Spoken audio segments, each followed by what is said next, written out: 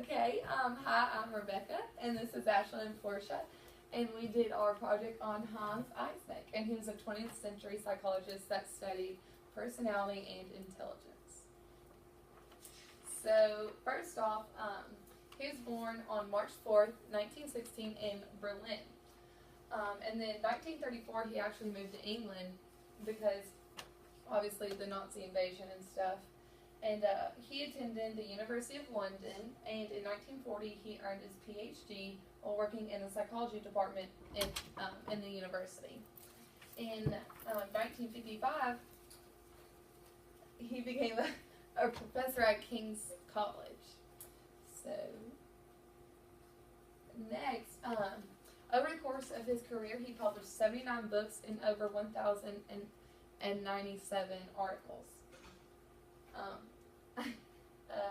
And Eysneck, he was like his whole entire career, he was center of controversy because he had views on like that race and intelligence went hand in hand.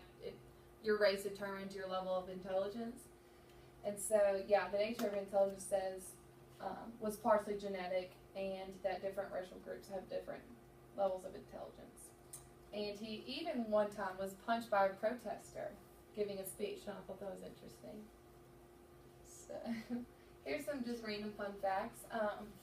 He actually was going to go to school to study physics, but he didn't have the right prerequisites to do so, so he just went into psychology. And actually, both of his parents acted, and at the age of 3, he was actually in a film himself, so that was pretty cool. And he was married twice. His first marriage, he had 4 children, and then his first marriage he had 1 child, and then his second marriage he had 4. And in 1997, he actually died from a brain tumor. And he actually believed that there's empirical evidence supported that there was existence of paranormal activity. And so, Eysneck's primary research interest was in the field of personality. He developed several personality assessment devices, including the Eysneck Personality Inventory, which is also known as the EPI, the Eysneck Personality Profiler, the Maudsley Medical Questionnaire, and the Maudsley Personality Inventory. He argued that personality traits were influenced by hereditary factors. As we'll see later, he felt like genetics played a giant part in a person's personality.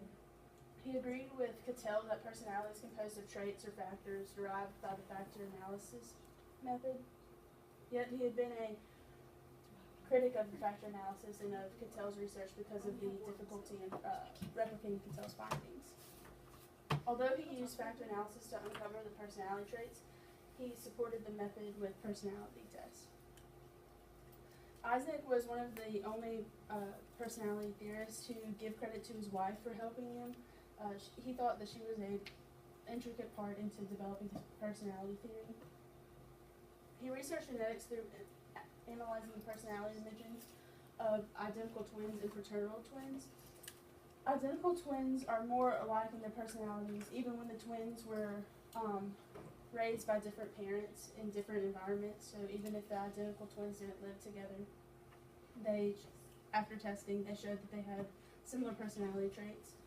Adopted children demonstrated more personality dimensions of their biological parents than of their adoptive parents, even when the adoptive children had absolutely no connection with their biological parents.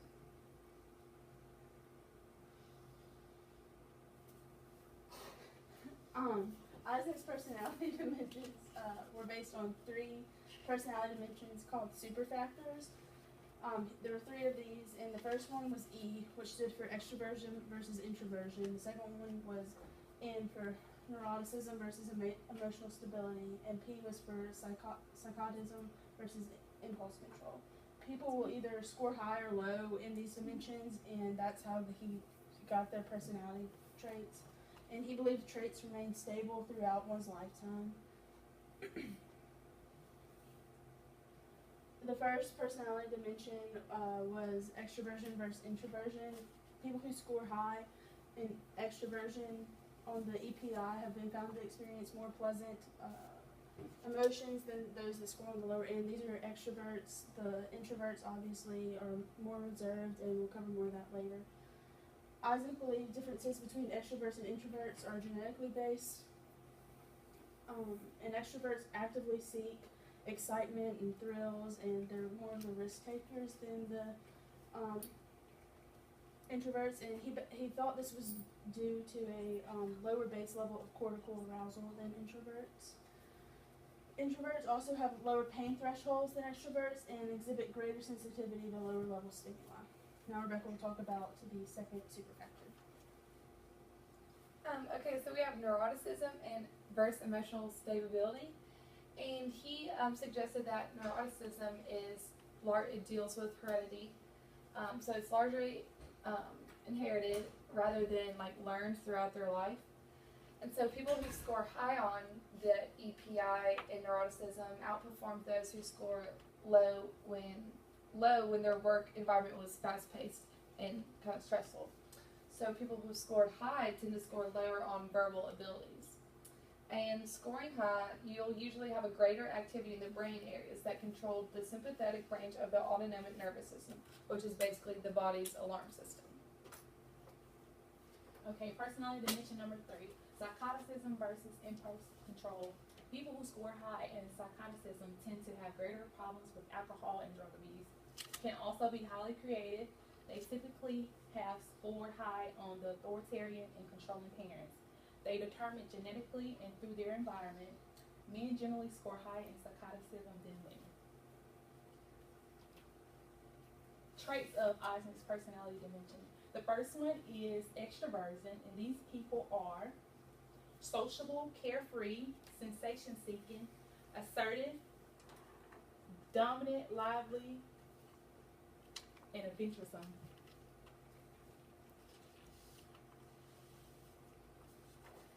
Okay, traits of neuroticism include irrational, creative, depressed, anxious, low self-esteem, guilt feeling, and moody. Traits of psychoticism include aggressiveness, cold,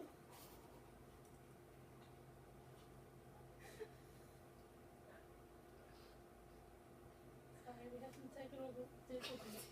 egocentric, order, impulsive, thorough-minded, impersonal, and antisocial.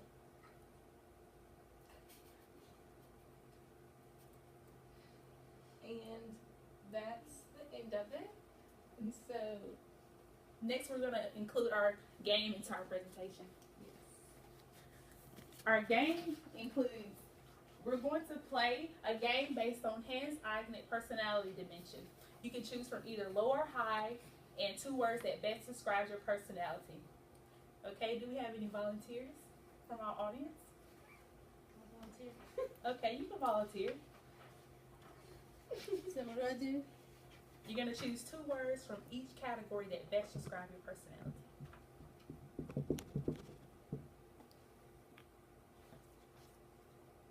we would give you candy, but we didn't bring it because you're only one person, and we're not going to give you any candy. Do they have to be high or low?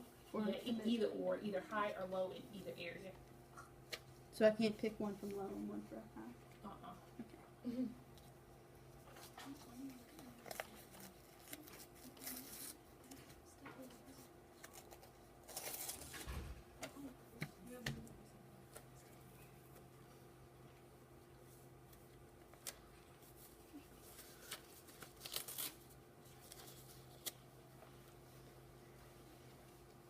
So tell us why you chose those words to describe your personality. I chose easygoing and emotionally stable because I'm kind of laid back and I just do whatever, whenever, like, I don't know, I'm really chill. And then I chose passive and shy because at first, like, I'm really shy and, like, withdrawn and I don't like to throw myself out there. And then I chose caring and cooperative because I like get along with others and I like working in a team and I care about others. Okay, thank you for playing our hands Eysneck game, and you did a good job, Ashley. Good job. Thank you. That's the end of our presentation on Hands Eysneck. Thank you.